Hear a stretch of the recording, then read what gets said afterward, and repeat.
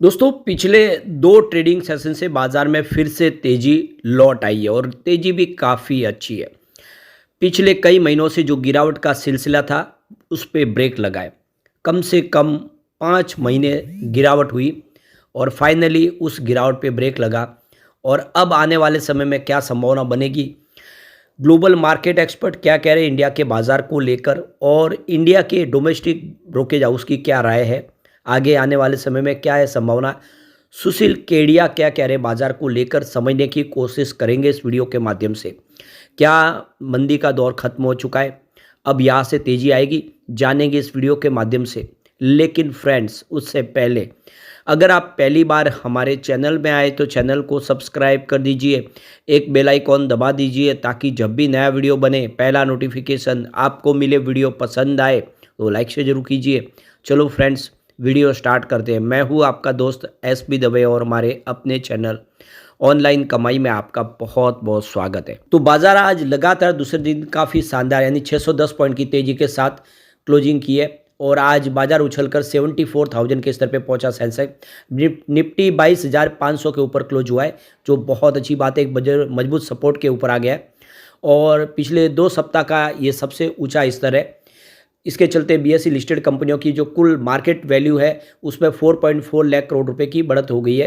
Tariff को लेकर Donald Trump के नरम रुखने और क्रूड ऑयल के दाम के पिछले 6 महीनों के निचले स्तर पर पहुंचने से निवेशकों को आज जोश जो है वो हाई दिखाई दिया। मिड कैप और स्मॉल कैप भी इंडेक्स करीब 0.63% और 1.63% की तेजी के साथ क्लोज हुए और आज मेटल, ऑयल और गैस शेयरों में काफ़ी अच्छी तेजी देखने को मिली।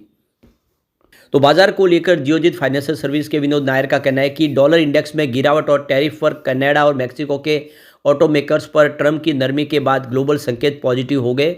इसकी वजह से भारतीय बाजार में भी तेजी आई है। इसके अलावा मांग में मंदी और चीन के आर्थिक प्रोत्साहन की संभावना के चलते कच्चे तेल की कीमतों में आई गिरावट से एनर्जी, मेटल और सेक्टर में जोश भर दिया है। आरबीआई ने लिक्विडिटी बढ़ाने के प्रयासों से हैवीवेट बैंकिंग और खपत वाले शेयरों में भी तेजी आई है। वैसे फरवरी महीने में जो वाहनों की बिक्री के आंकड़े निकल कर आए उसमें सालाना पर 7.2% की गिरावट देखने को मिली है और ये इस बार 19 लाख यूनिट बिके, जबकि फरवरी में पीवी रिटेल में 10.3% की गिरावट के साथ 3.03 लाख यूनिट आज बिके हैं फरवरी महीने में। फरवरी सालाना पर टू व्हीलर की बिक्री में 6.3% की गिरावट देखने को मिली है, जो 13.5 लाख यूनिट बिके। तो सीवी रिटेल में भी 8.6% की गिरावट के साथ 82.763 यूनिट की बिकवाली हुई है।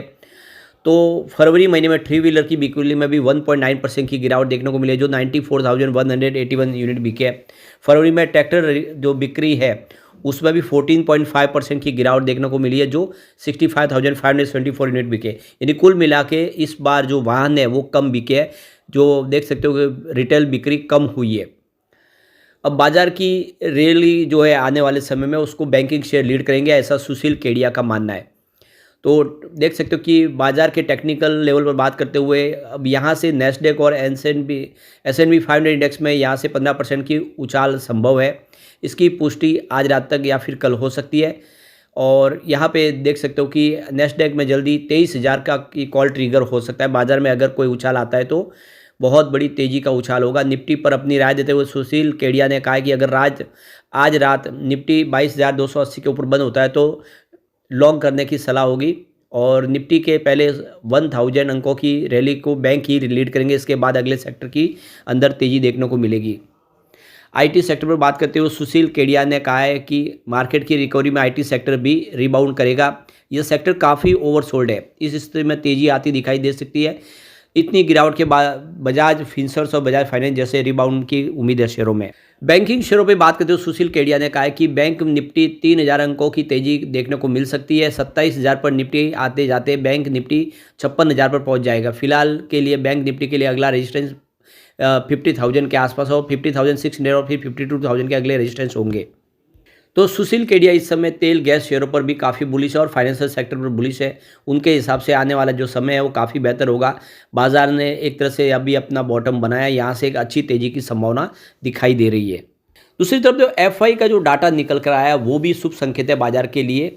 यहाँ पे देख सकते हो कि भारतीय बाजार में लगातार गिरावट और विदेशी संस्थागत निवेशकों की भारी बिकवाली ने उनकी बाजार में जो कुल संपत्ति यानी एसेट अंडर कस्टडी एआईसी को फरवरी 13 महीने के निचले स्तर पर आ गया है। फरवरी 2025 में एफआई की कुल एयूसी घटकर 62.38 लाख करोड़ रुपए रह गई है, जो जनवरी 2024 के बाद सबसे कम है। ये आंकड़ा सितंबर 2024 में बने 77.96 लाख करोड़ रुपए के पीक से 15.5 लाख करोड़ रुपए की भारी गिरावट दिखाता है। दिलचस्प बात यह है कि इतनी भारी बिकवाली के बावजूद भी फरवरी में भारतीय बाजार में एफआई की हिस्सेदारी बढ़कर 16.24% हो गई है, जो 5 महीने में सबसे ज़्यादा है। जनवरी में यह आंकड़ा 15.98% था, जो आखिरी बार सितंबर 2024 में देखा गया था। तो जनवरी 2025 में एफआई ने 78,027 करोड़ रुपए की बिकवाली की थी। फरवरी 2025 में उन्होंने 34,574 करोड़ रुपए के शेयर बेचे। फरवरी के पहले 15 दिन में एक से लेकर 15 फरवरी में बिकवाली ज़्यादा आक्रामक रही, जब एफआई ने 21,272 करोड़ के रुपए के शेयर बेचे। दूसरी छमाही में 16 से लेकर 28 फरवरी में बिकवाली थोड़ी घटी, लेकिन फिर भी 13,302 करोड़ रुपए की बिकवाली रही है। सीएनबीसी आवाज़ की रिसर्च टीम की जानकारी बताती है कि अभी एफआई की बिकवाली रुकने के साफ संकेत नहीं है। भले ही कुछ टेक्निकल रिकवरी हो सकती है, लेकिन यह रिकवरी विदेशी निवेशकों के दम पर नहीं आएगी। बिकवाली के पीछे वजह भारत की आर्थिक सुस्ती, कमजोर कॉर्पोरेट नतीजे, शेयरों की ऊंची वैल्यूएशन, अमेरिका जैसे बाजारों में कम जोखिम पर बेहतर रिटर्न की संभावना, इन वजहों से एफआई ने बाजार से पैसा निकाला है और अमेरिका जैसे सुरक्षित बाजारों में लगाया। कुल मिला के विदेशी निवेशकों की भारी बिकवाली ने बाजार में दबाव बढ़ाया। घरेलू निवेशकों की खरीदारी भी इस बिकवाली के सामने फीकी पड़ गई। आईटी, ऑटो सेक्टर सबसे ज़्यादा पिटे, लेकिन गिरावट पूरे बाजार में दिखी। फरवरी में एफआई का भरोसा टेलीकॉम सेक्टर पर सबसे ज़्यादा रहा, जबकि फाइनेंशियल, एफएमसीजी और कैपिटल गुड्स में ज़्यादा बिकवाली हुई। कुल मिला के आने वाले समय में संभावना फिर पॉजिटिव भी बनेगी कि एफआई की बिकवाली आखिर जाके थमेगी। अब यहाँ पे एक जो बड़ी अपडेट निकल के आ रही है गोल्डमैन सैक्स की तरफ से, और उन्होंने कहा है कि ट्रंप ने जो फैसला लिया उनके लिए ही मुसीबत है।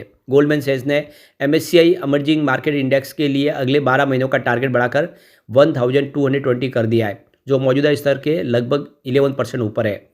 अगर ये अनुमान सही बैठा तो 2025 में इंडेक्स 13% की बढ़त दर्ज कर सकता है, जो 2020 के बाद सबसे तेज वार्षिक बढ़त होगी। इस इंडेक्स में 18.3% का उछाल आया था। तो देख सकते हो कि इमर्जिंग मार्केट में निवेशकों का भरोसा लौट रहा है। ऐसे समय में जब दुनिया में असामान्य अनिश्चितता से जूझ रहा है, आमतौर पर निवेशक अमेरिकी बाजार और डॉलर को सुरक्षित ठिकाना मानते हैं, लेकिन 2025 में अब इमर्जिंग मार्केट ने 3.7% की बढ़त दर्ज की है, जबकि एमएससीआई वर्ल्ड इंडेक्स में सिर्फ 1.9% की ही बढ़त हुई है। S&P 500 में भी 0.7% की गिरावट आई है। यानी लंबे समय तक इमर्जिंग मार्केट ने विकसित बाजारों को पीछे छोड़ा है। ट्रंप की नीतियों से बड़ी अस्थिरता ने डॉलर का जो आकर्षण था वो भी घट गया है। तो emerging market research head Phoenix कैलन ने कहा है कि अमेरिका में राष्ट्रपति ट्रंप की नीतियों में बार बार यू टर्न और टैरिफ वॉर के चलते डॉलर की सेफ हेवन, सुरक्षित रिटर्न वाली फीलिंग की चमक अब फीकी पड़ रही है। इससे निवेशकों का रुझान इमर्जिंग मार्केट की ओर बढ़ रहा है। भारत, चीन, ताइवान, साउथ कोरिया और ब्राजील की बड़ी हिस्सेदारी। 2024 के बाद अंत तक एमएससीआई इमर्जिंग मार्केट में इंडेक्स में चीन, भारत, ताइवान, साउथ कोरिया और ब्राजील की कुल हिस्सेदारी 46.9% थी। हालांकि पिछले 15 सालों में इमर्जिंग मार्केट में अमेरिकी बाजारों के मुकाबले कम रिटर्न दिया है। तो अब देखिए कि 2008 के ग्लोबल फाइनेंशियल क्राइसिस के बाद में इमर्जिंग मार्केट ने सिर्फ 2 बार अमेरिकी बाजारों से बेहतर प्रदर्शन किया है, और महामारी के बाद तो एक बार भी नहीं। चीन की आर्थिक सुस्ती में इमर्जिंग मार्केट को खासा नुकसान पहुंचा है। भारत दम पर चीन को हटाने के बाद बेहतर परफॉर्मेंस है। हालांकि जब चीन को अलग करके देखें तो भारत की तेज़ी के दम पर इमर्जिंग मार्केट ने 2010 के बाद 4 बार अमेरिकी शेयर बाजार से बेहतर प्रदर्शन किया है। महामारी के बाद सिर्फ एक बार हुआ है जब एमएससीआई इंडेक्स 3 बड़े कारणों के बाद इमर्जिंग मार्केट के अंडर परफॉर्म के कारण इन शेड्यूल कंपनियों में नए सिरे पर सस्ते कैपिटल पर फ़ायदा उठाने के लिए यहाँ पे पुराने निवेशकों की होल्डिंग कम हुई है।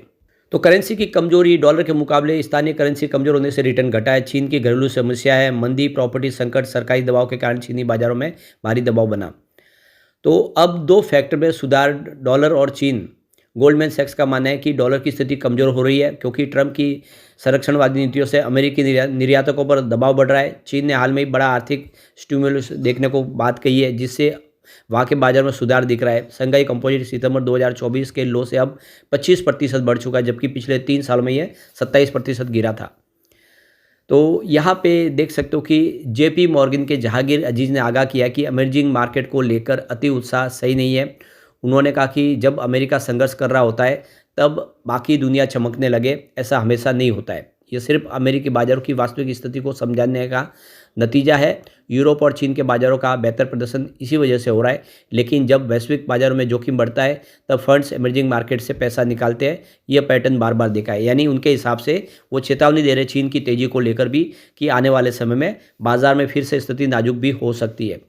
कुल मिला के गोल्डमैन सैक्स को इमर्जिंग मार्केट से 2025 में दमदार रिटर्न की उम्मीद है। चीन की रिकवरी, ट्रम्प की नीतियों में डॉलर का दबाव, भारतीय बाजार की मजबूती जैसे फैक्टर सपोर्ट कर रहे हैं। हालांकि कुछ विशेषज्ञ अभी भी सतर्क है और कहते हैं कि ग्लोबल अनिश्चितताओं के बीच में इमर्जिंग मार्केट में निवेश जोखिम भरा रहेगा। क्या इमर्जिंग मार्केट में 2025 में वाकई में अमेरिकी शेयर बाजार को पीछे छोड़ पाएगा, ये देखना होगा। तो अभी भी चिंता तो बनी हुई है, लेकिन बाजार के जानकार कह रहे हैं कि एक संभावना पॉजिटिव यहाँ से दिखाई दे सकती है। लेकिन फ्रेंड्स, कोई भी इन्वेस्टमेंट करने से पहले अपने फाइनेंशियल एडवाइजर से एडवाइस ले ले या अपना खुद का रिसर्च करें, क्योंकि मैंने वीडियो आपके एजुकेशनल पर्पज़ के लिए ही बनाया। वीडियो पसंद आए तो लाइक से जरूर कीजिए और चैनल को सब्सक्राइब कर दीजिए। Thank you friends.